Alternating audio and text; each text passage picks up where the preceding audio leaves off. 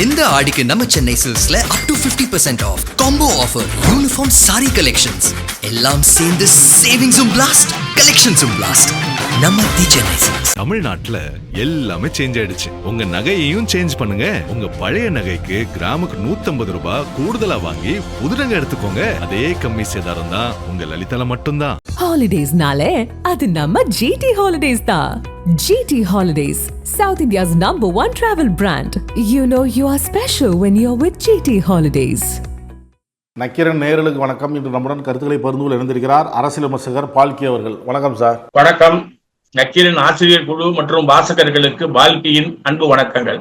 மும்பை பங்கு சந்தை அதான் இன்னைக்கு ஒரு அதிர்ச்சிகரமான செய்திகள் அப்படின்னு சொல்லி ஓடிட்டு இருக்கு. மும்பை பங்கு சந்தையில் ஒரே நாளில் ஏறக்குறைய 8 லட்சம் கோடி அளவுக்கு பங்குகளில் இழப்பை சந்திச்சிருக்கிறாங்க அப்படின்னு சொல்கிறாங்க. எதனால் இந்த அளவுக்கு இழப்பு சந்திச்சிருக்கிறாங்க, என்ன விவரம் சார்? சர்வதேச லெவல்ல அமெரிக்காவும் ஈரானும் இஸ்ரேலை ஒட்டி இஸ்ரேல் செய்யக்கூடிய தவறுகளுக்கு ஆதரவாக அமெரிக்கா, ஈரானை பாகிஸ்தானை வைத்து கொஞ்சம் தன்வயப்படுத்தி தான் பெரிய ஆள் என்று காட்டுவதற்கு ட்ரம்ப் நிர்வாகம் செய்யக்கூடிய தொடர் முயற்சிகள் தான் அடுத்த நாடுகள் மீதான தன்னுடைய இராணுவ நடவடிக்கைகள். ஈரான் மீது தொடர்ந்து தாக்குதல் நடத்தி ஈரான் பதிலுக்கு அந்த மாதிரி செய்யும் போது ரொம்ப நாளா இது நடந்துகிட்டு இருக்க, இது ஒரு மிகப்பெரிய பாதிப்பினை பொருளாதாரத்தில் ஏற்படுத்துமே என்று உலகத்தில் இருக்கக்கூடிய பல அமைதியை நாடக்கூடிய ஆட்கள் முயற்சி செஞ்சாங்க. அதுல இந்தியா போன்ற நாடுகள் முன் முயற்சி எடுத்து பழைய வரலாற்றுல நாம சிறப்பா செயல்பட்ட காலம் ஒன்று உண்டு. இப்ப எப்படின்னா, அமெரிக்காவுக்கு விசுவாசியாக இருக்கக்கூடிய நம்முடைய பிரதமர் அந்த வேலையை செய்ய முடியாது. பாகிஸ்தான் அந்த வேலையை செய்து ஓரளவு லெபனான் போருக்கு முன்னால, லெபனான் எப்ப போர்ல சாஞ்சதுன்னு சொன்னா, லெபனானுக்கும் அமெரிக்காவுக்கும் இருக்கக்கூடிய தாவாவில் இஸ்ரேல் அமெரிக்காவுக்கு உதவியாக என்ற வகையில எல்லா இடங்களிலும் இராணுவ தாக்குதல்கள் மூலமாக கச்சா எண்ணெய் விநியோகத்தில அந்த துறைமுகத்தின் வழியா செல்லக்கூடிய கப்பல்கள் மீதான தாக்குதல்கள் மிகப்பெரிய அளவிற்கு பொருளாதார வீழ்ச்சியை உருவாக்கி இருக்கிறன. 16 நாடுகளினுடைய பங்கு சந்தை மிகப்பெரிய அளவிற்கு பாதிப்பில் இருக்கிறது. குறிப்பாக இந்தியா ஒரே நாளில் 8.25 லட்சம் கோடிகள் இழந்திருக்கிறது. நீங்க நடுவுல அம்பானி அதானியினுடைய அக்ரிமெண்ட் போடும்போது பாத்தீங்கன்னு சொன்னா அவரு பங்கு மட்டும் மேல போகும், பெரும்பான்மையான நடுநிலை பங்குகள் கூட வீழ்ச்சி அடையும். பங்கு சந்தையில தொடர்ந்து 12 ஆண்டுகளாக அந்த மாதிரி ஏற்ற இறக்கத்துல சில முதலாளிகள் லாபம் காணுகிறார்கள். ஆனால் அந்தந்த நாடுகளினுடைய பொருளாதாரம் வளர்ச்சி அடையவில்லை என்று கவலையோடு பொருளாதார அறிஞர்கள் கருத்து தெரிவிச்சிருக்கிறாங்க.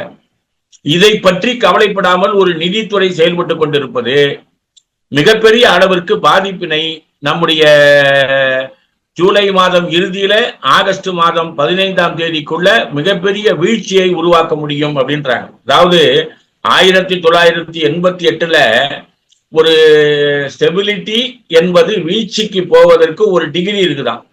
அந்த டிகிரியை விட 14 மடங்கு அதிகமாக ஒரே நாளில் இந்த பங்கு சந்தை வீழ்ச்சி என்பது இந்திய பொருளாதாரத்தை நாசம் செய்திருக்கிறது. ஆகவே மிகப்பெரிய அளவிற்கு இந்திய பொருளாதாரத்தை வீழ்ச்சி அடை செய்யக்கூடிய நிலையிலிருந்து நாம மீளுவதற்கு நாம குறைந்தபட்சம் இப்போதாவது நடவடிக்கை எடுக்க வேண்டும் என்ற வேண்டுகோள் வைத்திருக்கிறாங்க. பங்கு சந்தை வீழ்ச்சி வெறும் பங்கு சந்தைக்கு மட்டுமே பிரச்சனையாக மாறப்போறது இல்லை.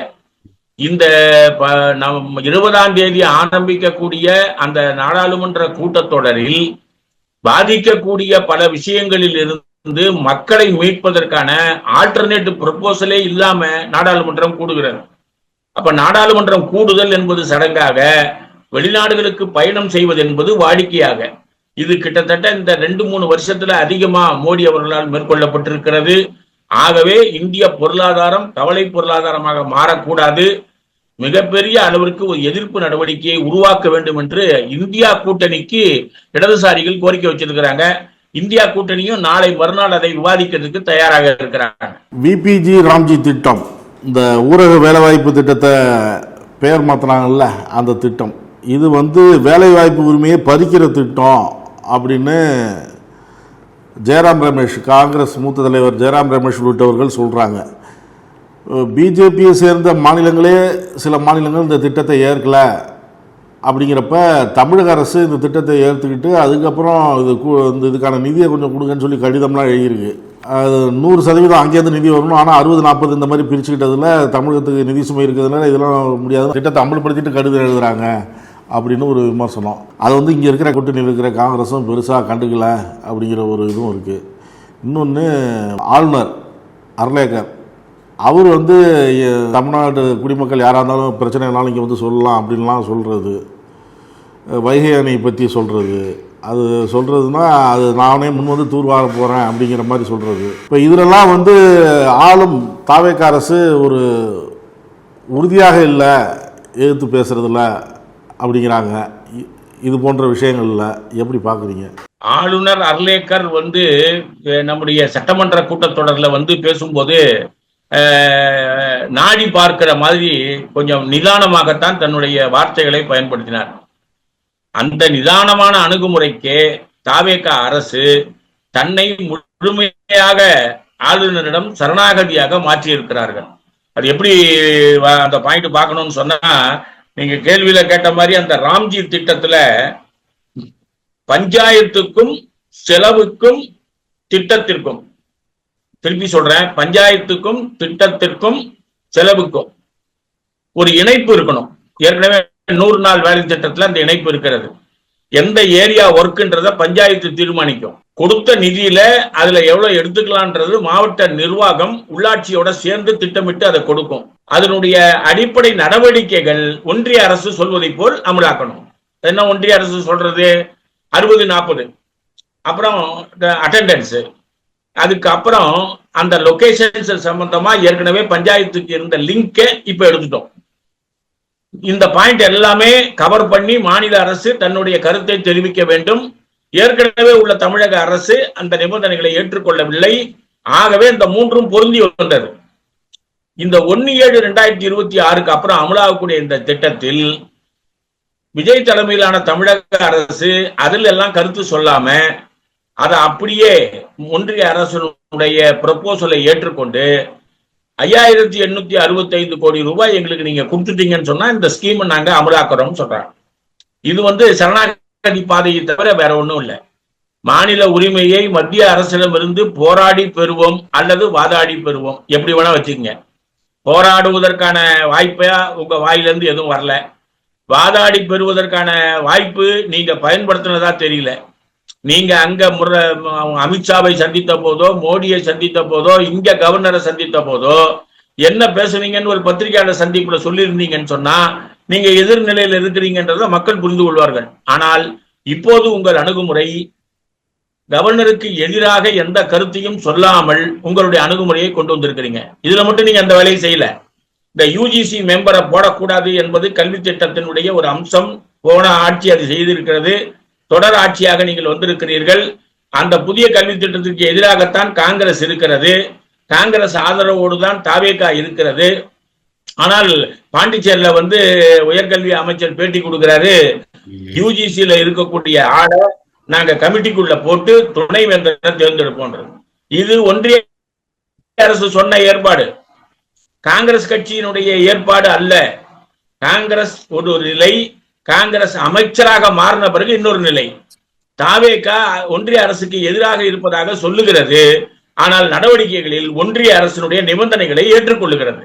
அப்போ சமரசமான பாதைக்கு போராட்டம் என்பது இல்லாமல் கிட்டத்தட்ட தமிழகத்தினுடைய உரிமைகளை காவு கொடுக்கக்கூடிய ஏற்பாட்டில் சில பிரச்சனைகளில் செயல்பட்டுக் கொண்டிருக்கிறார்கள். 1-2 உதாரணம்ன்றது அப்ப அந்த துணைவேந்தர் சப்ஜெக்டையும் இந்த ராம்ஜி திட்டத்தையும் சொல்லியிருக்கிறோம். ஆக இந்த மற்ற மாநிலங்கள், பிஜேபி மாநிலங்கள் என்ன போராடுகின்ற நிலைக்கு தன்னுடைய எதிர்ப்பை பதிவு செய்திருக்கிறார்களோ குறைந்தபட்சம் அந்த நிலையில் தாவேகா அரசு செயல்பட வேண்டும் என்பதுதான் நம்முடைய வேண்டுகோள். கரூர் வழக்கு பத்தி பொதுவெளியில யாரும் பேச வேண்டாம், சம்பந்தப்பட்டவர்கள் பேச வேண்டாம் அப்படின்னு திமுக உச்சநீதிமன்றம் வரைக்கும் போச்சு. உச்சநீதிமன்றம் இந்த மனுவை விசாரிச்சு, நீங்கள் ஏன் இது அரசியல் மேடை இல்லை, நீங்கள் போய் சிபிஐக்குன்னு ஒரு குழு இருக்குது, அங்கே விசாரிச்சுட்டு இருக்கு.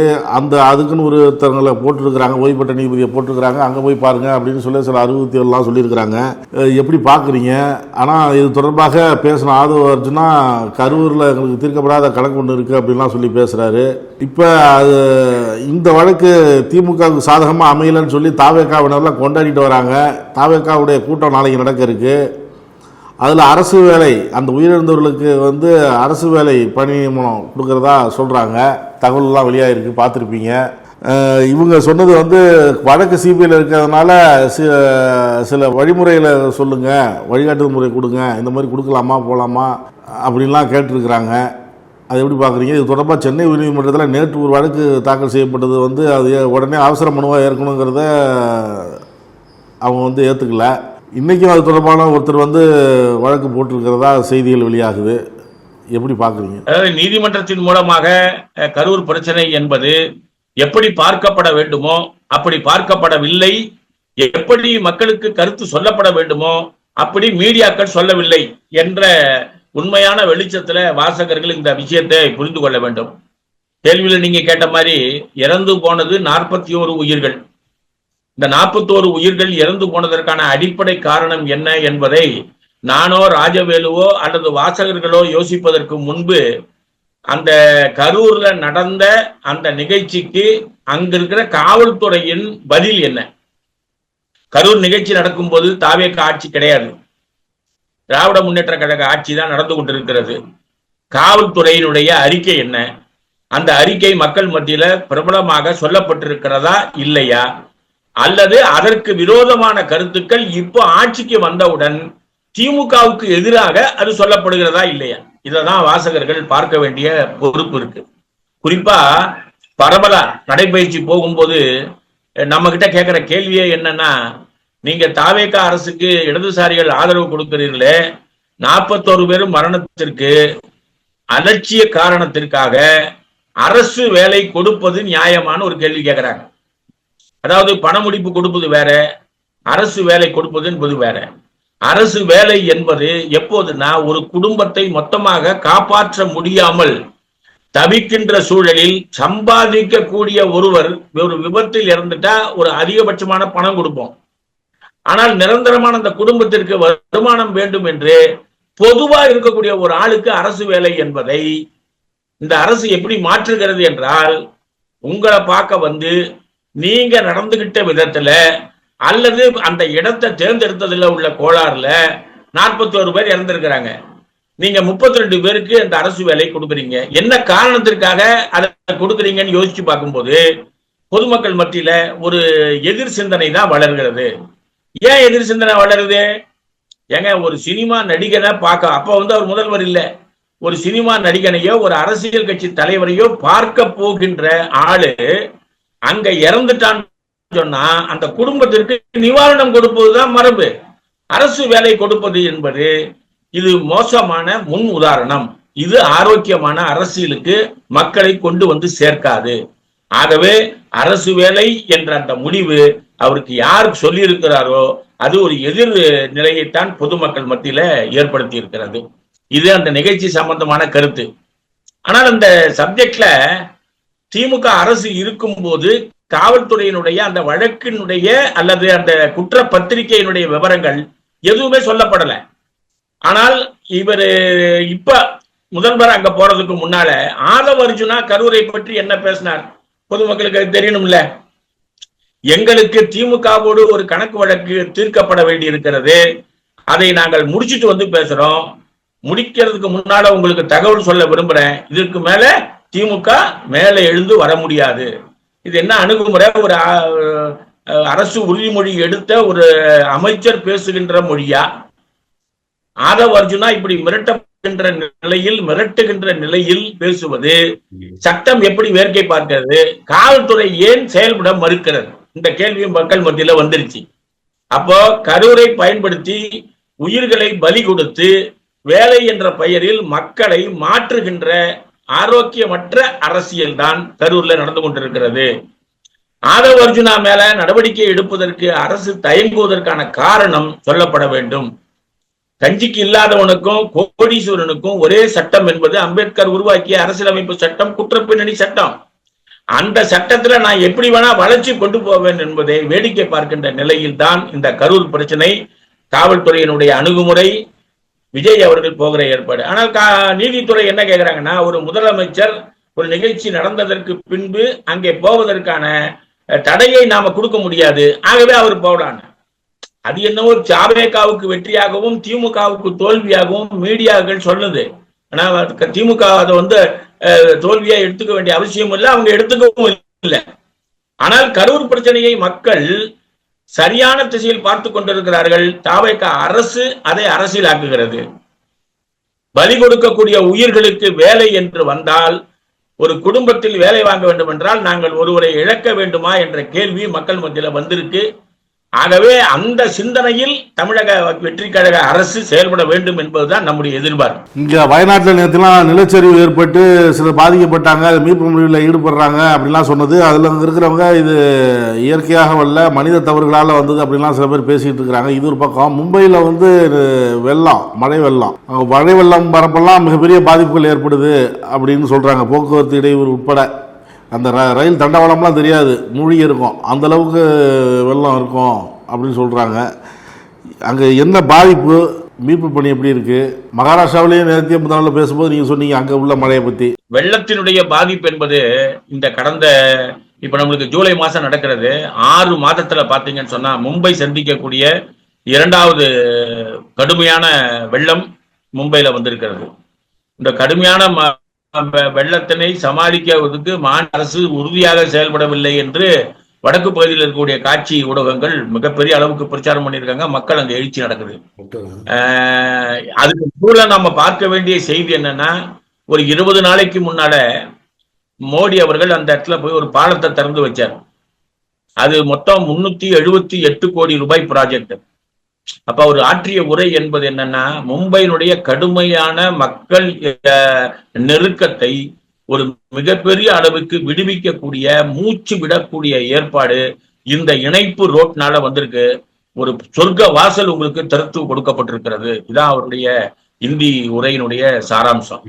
ஆனா என்னன்னா, இந்த வெள்ளத்துல இந்த 378 கோடி ரூபாய் இது செலவு பற்றி ஒரு கருத்து என்ன போட்டிருக்காங்கன்னு சொன்னா, 100 மீட்டருக்கே பல லட்சங்கள், சில கிலோமீட்டருக்கு 378 கோடி. ஆனா கிட்டத்தட்ட ஒரு 1.5 கிலோமீட்டர் பாலம் உள்ள வாங்கிடுச்சு. அந்த பாலத்தின் மீது பயணம் என்பது சாத்தியமில்லை. இன்னொரு 6 மாசத்துக்கு வெள்ளம் வடிந்து அதுக்கப்புறம் நார்மல் ஆகிதான் அது வரும். அப்போ ஊழலின் ஊற்றுக்கண்ணாக மகாராஷ்டிராவினுடைய அந்த பாலம் பிரச்சனை இருக்கிறது என்பது பல பேட்டிகள்ல நாம சொல்லியிருந்தாலும், இந்த வெள்ளம் மேலும் ஒரு ஊழலை கொண்டு வந்திருக்கிறது. கேரளாவில் வயநாட்டில் ஏற்பட்டிருக்கக்கூடிய சரிவு என்பது போன சரிவு போல, இடதுசாரிகள் ஆட்சியில் இருந்த போது நடந்த சரிவு, வெள்ளத்தின் காரணமாக ஏற்பட்ட சரிவு வேற லொகேஷன். இப்ப ஏற்பட்டிருக்கக்கூடிய லொகேஷன் என்னன்னு சொன்னா, அங்க ஒரு பூமிக்கு கீழே ஒரு அனுமதி கொடுத்திருக்கிறார். அந்த அனுமதி கொடுக்க கூடாது என்று ஏற்கனவே எதிர்ப்பு இருந்திருக்கு.